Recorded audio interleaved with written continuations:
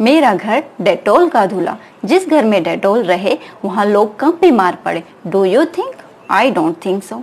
Hello everyone, welcome to my channel single solution to all problems.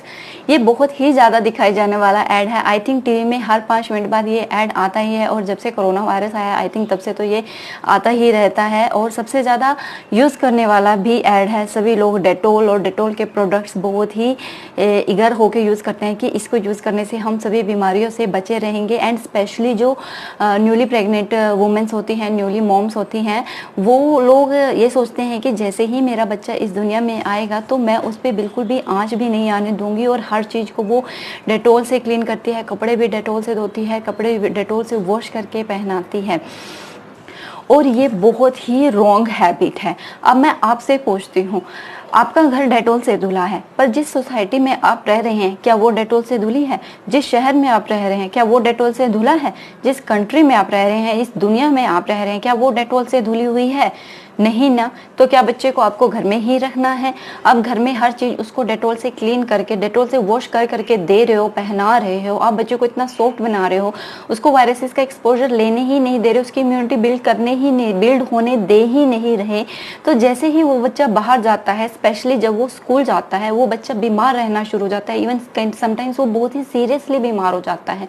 फिर ऐसे parents school वालों को उस चीज़ के लिए रिस्पॉन्सिबल ठहरा देते हैं कि आपका स्कूल प्रॉपरली सैनिटाइज नहीं है। ऐसे पेरेंट्स क्राई करते हैं कि पता नहीं क्या है, मैं तो सारा घर भी डेटोल से क्लीन करती हूँ, सारे क्लोथ भी डेटोल से वॉश करके पहनाती हूँ, फिर भी पता नहीं ये हर महीने इतना सीरियसली बीमार क्यों हो जाता है। I am so sorry, I am not making fun of these kinds of parents, I'm just telling the truth। ये ट्रूथ है। अब वायरस क्या है? वायरस के लिए कोई भी एंटीवायरस दवाई नहीं होती है। वायरस के लिए कोई भी दवाई नहीं है। वायरस का एक ही इलाज है कि पहले वायरस से आपको एक्सपोजर मिलेगा, उसके बाद आपकी बॉडी खुद ही उस वायरस के लिए एंटीबॉडीज बनाएगी, और नेक्स्ट टाइम वो सेम वायरस आपको अटैक नहीं करेगा, क्योंकि जैसे ही वो दोबारा से हमारी बॉडी में एंटर करने की कोशिश करेगा तो हमारी बॉडी उसको पहचान लेगी और उसको साथ के साथ किल कर देगी। बहुत से लोग कहेंगे कि वैक्सीनेशन क्या है, वो भी तो एंटीवायरस होती है। हाँ, ऑफ कोर्स वैक्सीनेशन जो होती है वो एंटीवायरस होती है, बट वैक्सीनेशन में कोई भी दवाई नहीं होती। जिस भी चीज़ की वैक्सीनेशन होती है, फॉर एग्जांपल अगर आप ले पोलियो की जो वैक्सीनेशन होती है, उसमें जो पोलियो का जो वायरस है वो हाफ डेड वायरस होता है।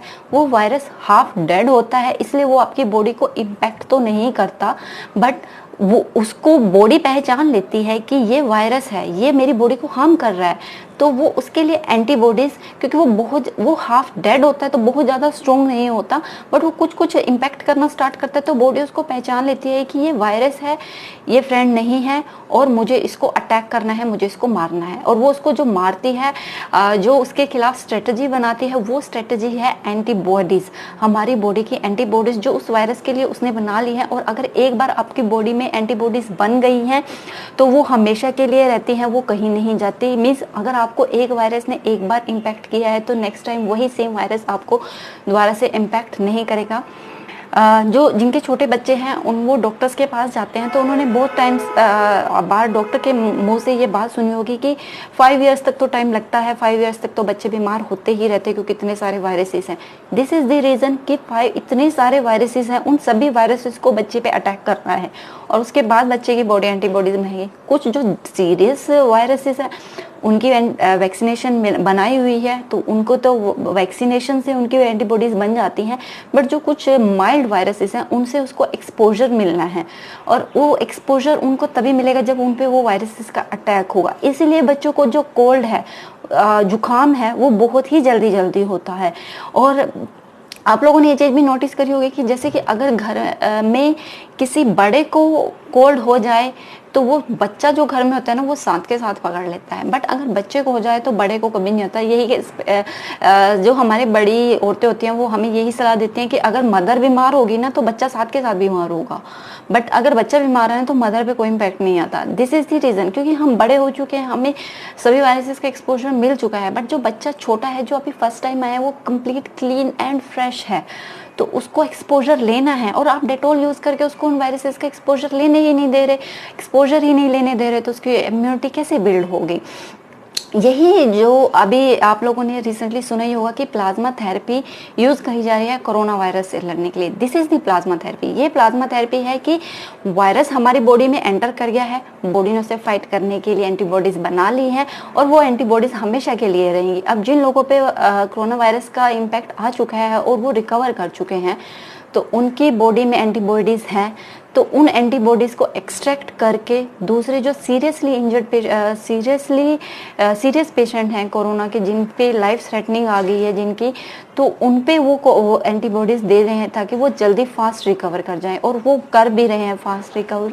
बट इसको this is not a new method, ये कोई नया मेथड नहीं है, ये बहुत ही पुराना मेथड है, बहुत टाइम से यूज़ हो रहा है। जब भी कोई नया वायरस आता है, जब तक उसकी वैक्सीनेशन नहीं बनती तब तक डॉक्टर यही मेथड फॉलो करते हैं। लाइक इससे पहले जो स्वाइन फ्लू आया, बर्ड फ्लू आया, एंड उससे पहले इबोला आया, उन सब में ये मेथड यूज़ हुआ है।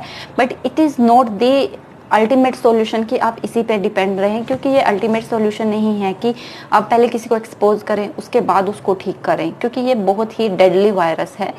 और एक प्रॉब्लम इस वायरस के साथ ये भी आ रही है कि ये कॉन्टीन्यूसली अपने आप को चेंज कर रहा है, तो म्यूटेशन कर रहा है, तो वो भी इसका one of the main cause है इस वायरस का, वैक्सीनेशन जो अब तक नहीं मिल रहा है।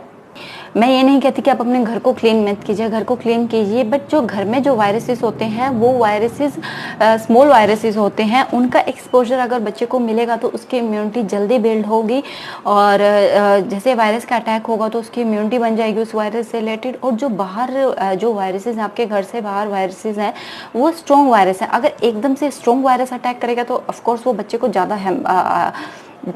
ज़्यादा असर डालेगा, और अगर वो पहले छोटे छोटे वायरसेस से रिकवरी ले जाएगा और फिर एकदम से स्ट्रॉन्ग वायरस होएगा तो उसकी बॉडी की इम्यूनिटी कुछ % बन जाएगी।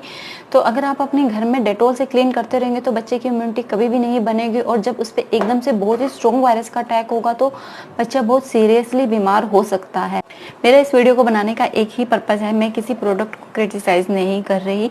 डेटॉल जो है वो एक मेडिसिनल प्रोडक्ट है जिसको डॉक्टर्स यूज़ करते हैं। अगर आपको कोई इंजरी हो गई है, कोई वुंड हो गया है, उसको क्लीन करने के लिए, आपको कोई कट लग गया है, ये एंटीबैक्टीरियल होता है, बैक्टीरिया को किल करने के लिए होता है ताकि आपको इन्फेक्शन ना हो फर्दर। सो इसी एक रेगुलर यूज़ का प्रोडक्ट नहीं है कि आप इसको रेगुलरली यूज़ करना है आपको इसको। So don't use it regularly, और try to save your self and your family from bacterias and viruses. I hope आपको मेरी इन्फॉर्मेशन कुछ यूज़फुल लगी होगी। नमस्कार।